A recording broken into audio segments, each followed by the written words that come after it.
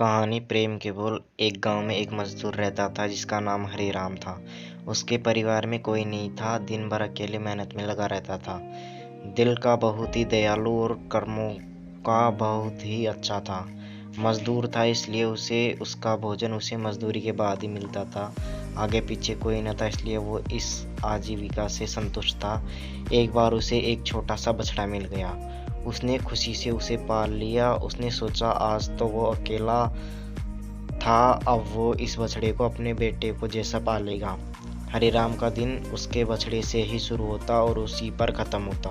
वो रात दिन उसकी सेवा करता और उसी से अपने मन की बात करता। कुछ समय बाद बछड़ा बैल बन गया। उसकी जो सेवा हरिराम ने की उससे वो बहुत ही सुंदर और बलशाली बन गया। गांव के सभी लोग हरिराम के बैल को ही बातें किया करते। किसान के गांव में बैल की भरमार थी, पर हरिराम का बैल उन सबसे अलग था। दूर दूर से लोग उसे देखने आते थे। हर कोई हरिराम के बैल के बारे में बातें कर रहा था। हरिराम भी अपने बैल से एक बेटे की तरह ही प्यार करता था। भले ही खुद भूखा सो जाए लेकिन उसे हमेशा भरपेट खाना खिलाता। और एक दिन हरिराम के स्वयं शिव का नंदी बैल आया। उसने उससे कहा कि हरिराम, तुम एक निस्वार्थ सेवक हो। तुमने खुद की तकलीफ को छोड़कर अपने बैल की सेवा की, इसलिए मैं तुम्हें बैल को बोलने की शक्ति दे रहा हूँ। इतना सुंदर ही हरिराम जाग गया और अपने बैल के पास गया। उसने बैल को सहलाया और मुस्कुराया कि भला एक बैल कैसे बोल सकता है।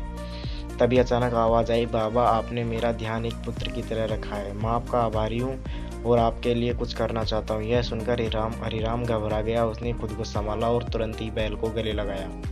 उसी समय से वह अपने बैल को नंदी कहकर पुकारने लगा। दिन भर काम करके आता और नंदी से बातें करता। गरीबी की मार बहुत थी। नंदी को हरिराम भरपेट देता था लेकिन खुद भूखा सो जाता था। यह बात नंदी को अच्छी नहीं लगी। उसने हरिराम से कहा कि वो नगर के सेठ के पास जाए और शर्त रखे कि उसका बैल नंदी 100 गाड़ी खींच सकता है और शर्त के रूप में सेठ से 10,000 मुआवजे के लिए।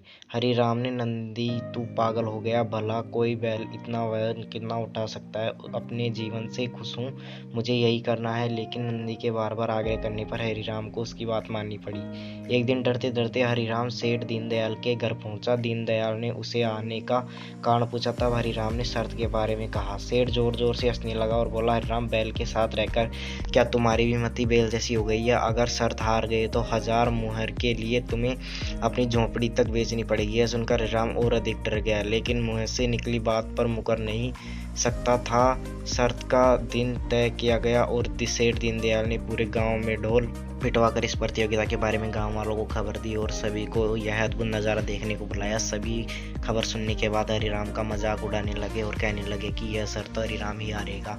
यह सब सुनकर हरिराम को और अधिक डर लगने लगा और नंदी से घृणा होने लगी। वो उससे कोसने लगा, बार बार उसे दोष देता रहा और कहता कि मैंने इस बैल को पाल कर मेरी अच्छी भली काट रही है, इससे कारण मैं सर की छत भी जाऊंगा और लोगों की थूथू होगी वो अलग। अब हरिराम को नंदी बिल्कुल भी रास नहीं आ रहा था। वह दिन आ गया जिस दिन प्रतियोगिता होनी थी। 100 माल से भरी गाड़ियों के आगे नंदी को जोता गया और गाड़ी पर खुद हरिराम बैठा। सभी गांव वालों यह नज़ारा देखकर हंस रहे थे और हरिराम को बुरा भला कह रहे थे। हरिराम ने नंदी से कहकर, देख, तेरे कारण मुझे कितना सुनना पड़ रहा है। मैंने तुझे बेटे जैसे पाला और तूने मुझे सड़क पर लाने का काम किया। हरिराम के ऐसे घृणित शब्दों के कारण नंदी को गुस्सा आ गया और उसने ठान ली कि वो एक कदम भी आगे नहीं बढ़ाएगा और इस तरह हरिराम शर्त हार गया। सभी के ने मजाक उड़ाया और अपनी झोंपड़ी सेठ को देनी पड़ी।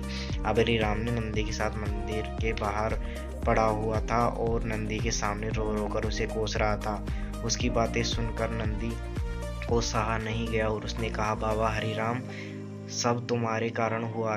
यह सुन हरिराम चौंक गया। उसने गुस्से में पूछा कि क्या मैंने क्या किया?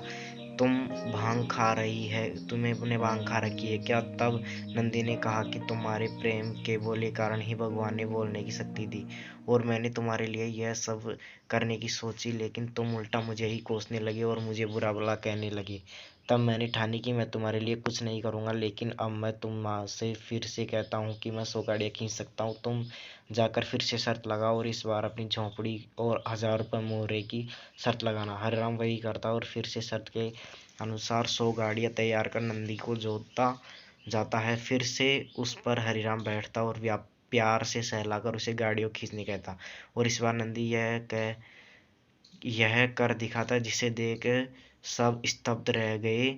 और हरिराम शर्त जीत गया। सेठ दीनदयाल उसे उसकी झोंपड़ी और 1000 रुपये मोहरे में दे। कहानी प्रेम के बोल। कहानी से यही शिक्षा मिलती है कि जीवन में प्रेम से ही किसी को जीता जा सकता है। कहते हैं प्रेम के सहारे ईश्वर भी झुक जाता है, इसलिए सभी को प्रेम से ही बोलना चाहिए।